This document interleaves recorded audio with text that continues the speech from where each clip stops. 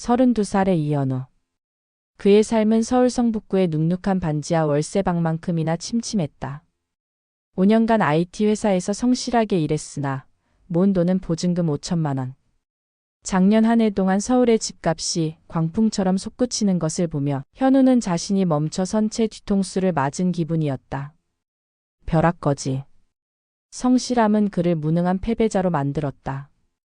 반지하의 천장을 올려다보면 곰팡이 포자가 떨어지는 것 같았고 절망의 악취가 공기를 무겁게 짓눌렀다. 현우는 더 이상 버틸 수 없었다. 이대로는 영원히 서울의 주변부에 갇힐 터였다. 그의 절박함은 이성을 마비시켰다. 이건 도박이 아니라 나를 살릴 유일한 사다리다. 그는 영끌을 결심했다. 전 재산 7천만 원의 직장인 신용대출 1억 5천만 원을 더한 2억 2천만 원.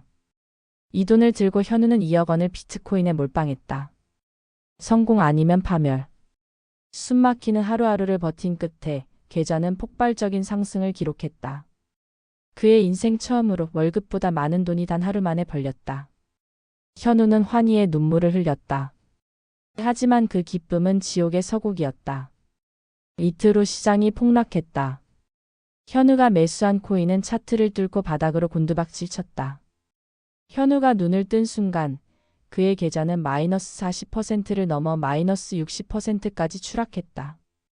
2억이 8천만 원으로 녹아내렸다. 대출금 1억 5천만 원을 갚기에도 턱없이 부족한 금액. 현우는 정신을 차릴 수 없었다. 침대에 쓰러져 반지하의 축축한 천장을 올려다보았다. 곰팡이가 현우의 실패를 비웃는 듯했다. 그의 손가락은 전량 매도 버튼 위에서 경련했다.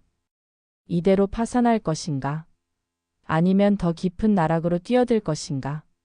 그의 눈은 핏발이 서 있었다. 현우는 마지막 남은 이성을 쥐어짜냈다. 매도하면 영원한 벼락거지다. 그는 8천만 원 중 3천만 원을 일부 손절매하고 남은 5천만 원을 당시 변동성이 극심했던 메타버스 테마 코인으로 옮겨 실었다. 이는 도박이 아닌 자살행 위처럼 보였으나 현우는 생존 본능으로 차트를 읽었다.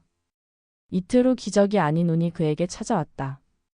코인은 100%를 넘어 300%까지 폭등했다. 현우는 회사에 병가를 내고 일주일간 잠을 잊은 채 매매에 매달렸다.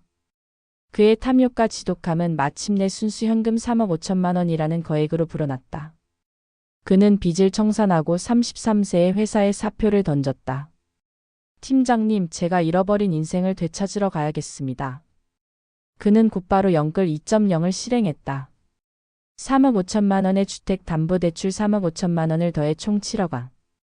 서울 강북 끝자락의 재개발 예정지 인근 도봉구 창동 우성 아파트 소형 평수를 매수했다. 2024년 5월 그의 이름으로 된 등기권리증이 손에 들렸다. 낡았지만 내 집의 천장. 기쁨은 잠시 매달 나가는 높은 이자는 현우의 목을 조였다. 그는 IT 프리랜서 일을 하면서도 집을 지키기 위한 극단적인 결정을 내렸다. 현우는 자신의 아파트를 전세 4억 원에 내놓아 대출금을 대부분 상환했다. 그리고 그는 다시 서울 성북구의 낡은 다세대 주택, 월세 50만 원짜리 반지하 원룸으로 돌아갔다. 자신의 집주인이 되었지만 정작 자신은 가장 낮은 곳의 세입자로 회귀한 것이다. 반지하의 고독한 시간은 현우에게 시련의 연속이었다. 집주인이 된 자신에게 찾아온 역설적인 가난. 그는 밤마다 노트북으로 부동산 정보를 분석했고 투기가 아닌 미래 가치에 집중했다. 2025년 장마철 반지하의 시련은 극에 달했다. 밤새 내린 폭우로 현우의 방에 빗물이 스며들었다.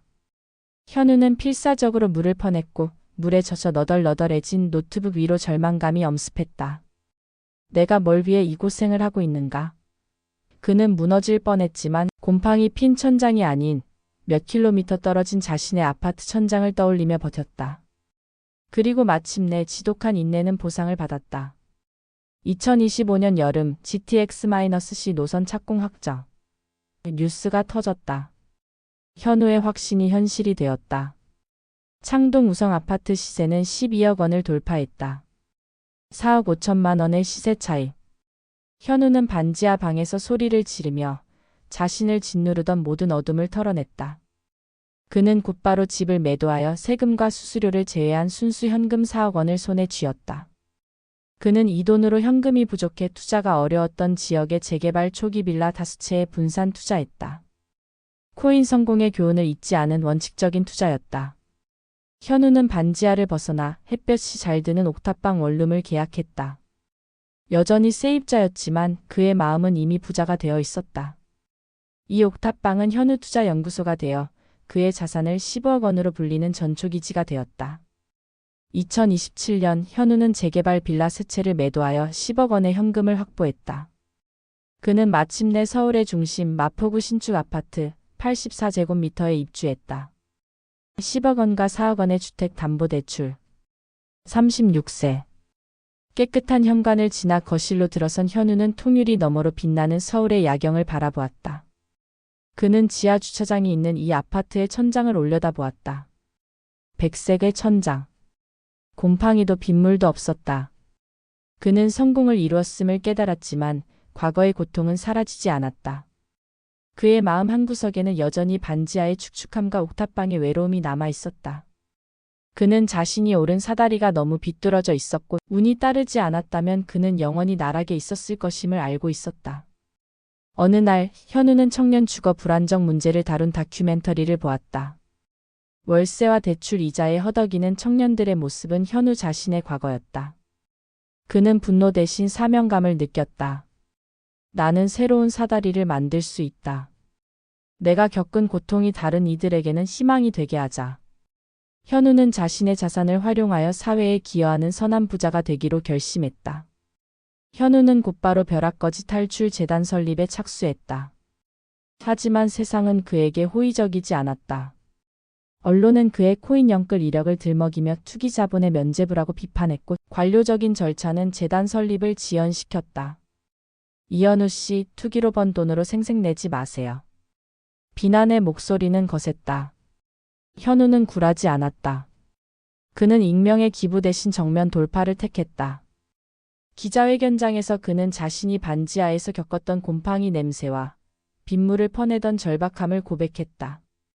그리고 자신이 장기 보유하던 재개발 빌라 2채 매각, 대금 등 5억 원을 재단 초기 자본금으로 기부했다. 저는 벼락거지가 될 뻔했습니다. 제가 만든 사다리가 위험했음을 압니다. 이 돈은 성실하지만 기회조차 얻지 못하는 청년들에게 빚없는 안전한 첫걸음을 주기 위한 씨앗입니다. 이 사다리는 튼튼할 것입니다. 그의 진정성은 여론을 바꾸었다. 벼락거지 탈출 재단은 언론의 화제가 되었고 청년 세대에게는 희망의 상징이 되었다. 2030년 현우는 39세가 되었다. 그의 재단은 3년 만에 100명이 넘는 청년들에게 청년 전세 보증금 무이자 대출을 지원했다. 무이자 대출로 자립에 성공한 청년들은 다시 재단에 소액을 기부하는 아름다운 선순환 구조가 만들어졌다. 현우는 어느 주말 재단 수의 청년의 입주를 축하하기 위해 성북구의 낡은 다세대 주택을 방문했다. 그곳은 현우가 과거 월세를 살았던 반지하 집 근처였다. 이현우 이사님 덕분에 빚 걱정 없이 서울에서 시작하게 됐어요. 저희도 꼭 성공해서 재단에 기부하겠습니다. 청년은 감격에 겨워 현우의 손을 잡았다. 현우는 그 청년이 올려다본 깨끗한 전셋집 천장을 바라보며 미소 지었다. 그 미소는 반지하의 곰팡이 냄새와 코인의 광풍을 뚫고 마침내 희망의 씨앗을 뿌린 사람만이 지을 수 있는 진정한 선한 부자의 미소였다.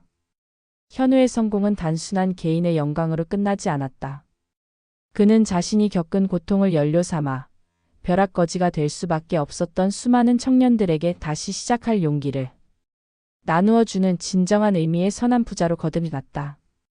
그의 이야기는 절망과 희망이 교차하는 새로운 서울의 연대기가 되었다.